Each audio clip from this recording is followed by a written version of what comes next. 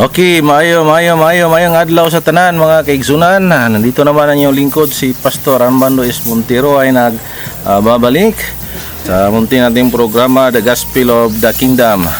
Murag dugay-dugay kahit naka-resyo mga kaigsunan tungod sa kabisi sa mga buluhaton. O salamat sa Ginoo nining tagna.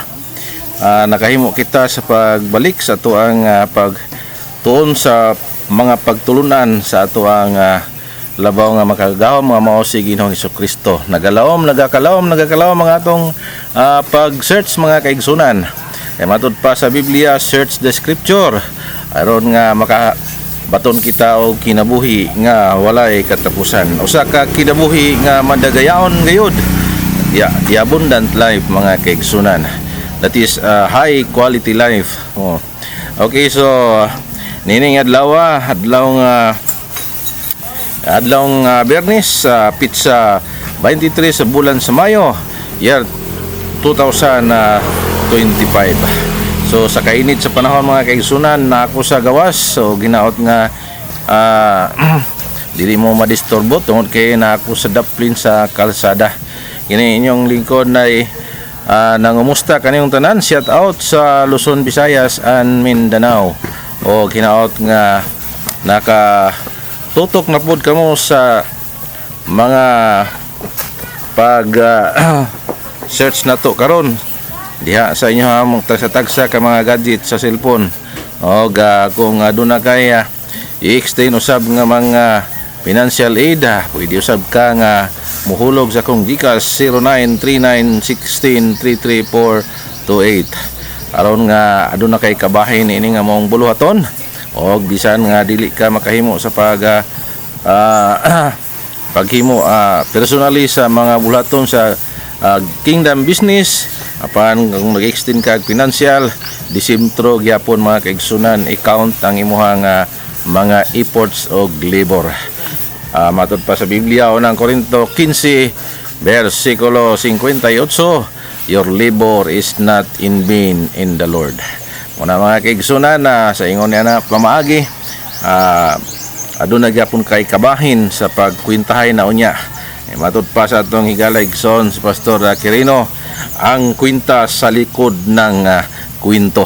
Usa kini kadakong drama mga kaigsunan, usa ka drama kini sa gingharian ni Ginoong Hesukristo o hinaot nga ato kining mapamalandungan kung unsa ka mahinungdanon o kaimportansya ang programa nga samtang giablihan sa atong atubangan nga kita nga mga hintil na kanhi walay Dios sa nagapuyo nining kalibutan. Og salamat sa atong manluluwas nga si Ginoong Hesukristo yatang gilingi og gihatang gitagaan og pribilehiyo opportunity nga makabahin sa maong pakigsaad. Usa na ka pakigsaad mga kaigsunan nga dayon, no? That is the everlasting covenant. Usa mga kaigsunan dili man ta dispensationalist, dili pitay universalist, pero ang kining direktamente nga ma-identify ang grupo nga iya sa atong Ginoo mao kining pulong covenanted, no? Tungod kay nga atong Dios nagakauyon, wala sila nagsupakay, no? Ang Diyos Amahan, Diyos Anak, Diyos Espiritu, aduna sila'y kasabutan, covenant. O hangtod na kang John the Baptist o kang Jesus Christ o sa nagkalain-lain nga approach sa ato ang Ginoo sa iyahang programa o continuous na mga kaigsunan. Wala na'y pagkabugto-bugto o either sa every dispensation konektado na mga kaigsunan.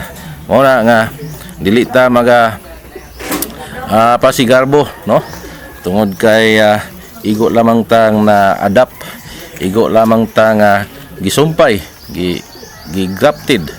Muna nga hilas kayo ng uban nga mga Bible believers nga mo pay magdiman, no?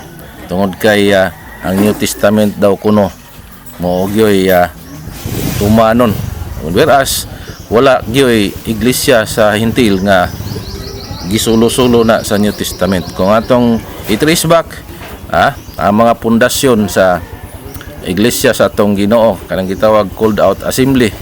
Ang eklesia o iglesia ang pundasyon ana mga Hudiyo. Muna mga kaigsunan, wala tay ato nga mga hentil. Una matud pa sa Roma 11, dili daw ta pasigarbo, no? So isip nga intro mga kaigsunan, mga taas-taas na yun. Inaot nga dili wala kayong sawa sa pag tangkilik o pagsubaybay sa tuang programa tungod kay taas-taas na kinig kamot ang inyong higala, no? Kung doon ako YouTube channel, doon na po ko Facebook page, o gani na ako sa TikTok o kay Instagram, o ginawat mga kaigsunan nga kung aduna na mo mga i-search nga mga doktrina nga diin nagtuo ka nga kini nga mao nga posisyon kini ato ang grupo mao gyud ang nagrepresent, no? Sa mao nga kamatuoran nga nagbarog, no? Nga diin nahimo tang kabahin sa Israel. Lahi lang ato tungod kay gitawag tag espirituhanon nga Israel.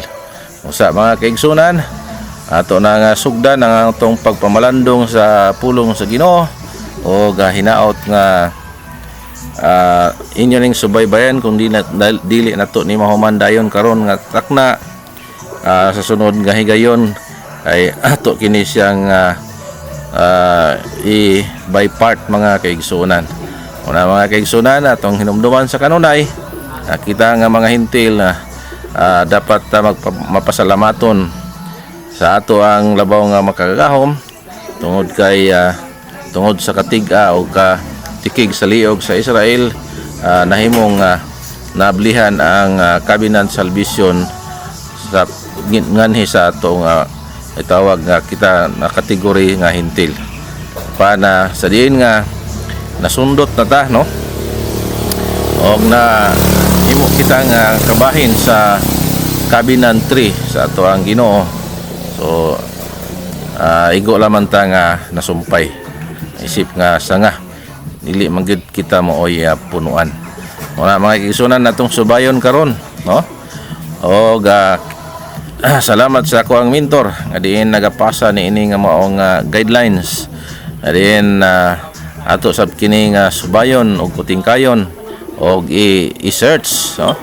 Sama sa iglesia sa Berea nga grabe sila ka curious sa doktrina. Adlaw gabi ilha kining gisusi kung unsa gyud ka tinuod. Na unsa man gyud ka tinuod ning Covenant position mga kaigsunan. Nga nagbilib og nag-uphold, nag-embrace sa three destiny. Nga nagtuong adunay anak sa saad, anak sa pagkaulipon ug anak sa pagkawala. Og diha si Abraham nagrepresentar sa Dios, no? Og dili malalis nga naagyoy missing link nga allegory sa Biblia og kanunay na kining gisgutan kining duha na lang ka destinasyon. Og nalihis pagyod ang uban sa pag-explain ni tungod kay langit ug impierno lang ang ilahang drive out when it comes sa kini mga pabor sa Dios o kaluwasan nga gitanyag sa Ginoo. But in fact, kining isa ka grupo dinhi nahimo kining na-missing, no? Apan kanatong mga kabinanter, we embrace of three destiny nga diin naatay personal choice o asa ta mularay. Kung di ka gusto nga di ka mutagad sa Dios, ila pagpakabana, no? Hotdala ng imong load diri sa kalibutan og ala pagpatuyang o didto ka sa dako kayong dalan o makategorya ka sa anak sa pagkawala.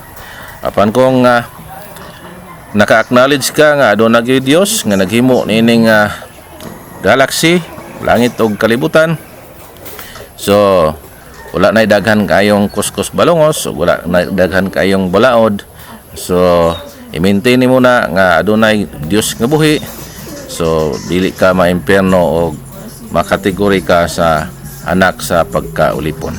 Apan kung ambisyoso ta o miapil ta sa laban sa kaning gitawag sa dagan sa lumbang Kristohanon og nagparehistro ta sa kining gitawag nga Big Brother House sa ato ang Ginoo, ayang iglesia o imong gipangita ang iglesia nga mao'y gibilinan sa maong manifold wisdom og naa diha ang padula og diha nga bahin positional ka nga modula og qualified ka kung magbandaogon ka. So kaya ang iglesia magud sa Ginoo sama mangguna sa embassy o agency. Dili pwede higala igsoon nga musulod ka sa gingharian nga direct ka, no? So illegal na siya. Sama ba sa kanang mag-abroad nga wa ka moagig agency, so TNT ka dito sa maong nasod. Musa mga kaigsunan, ang iglesia sa tuang Ginoo mao ginay dapat natong siguroon kung naa ba kita sa tinuod nga iglesia.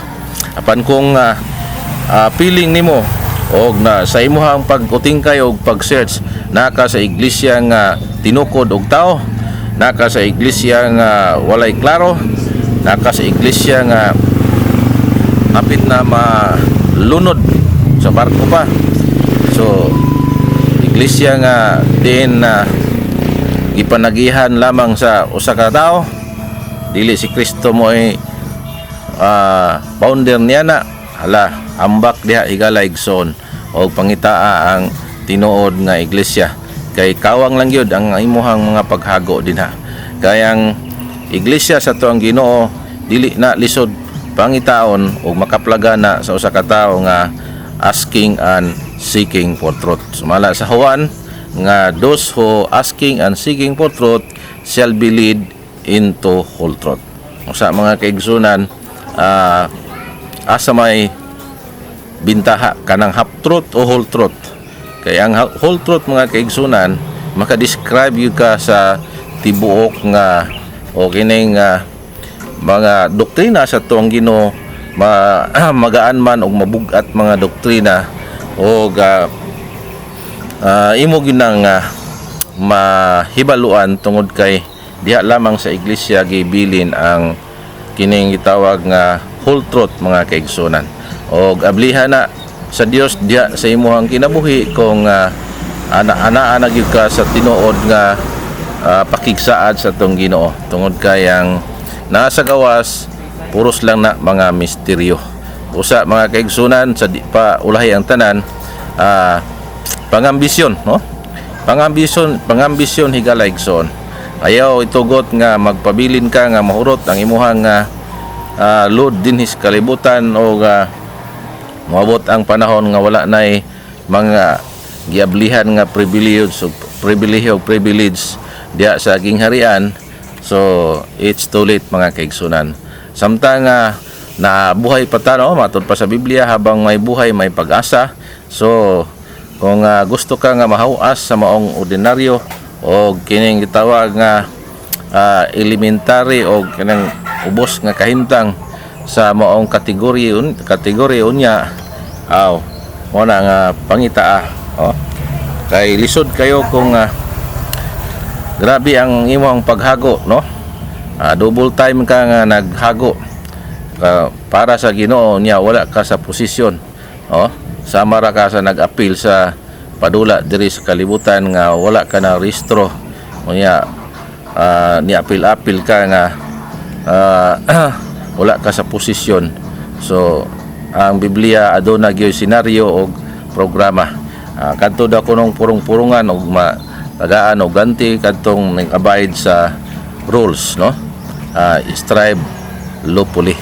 Una mga kaigsunan, kining inyong ubos nga lagad,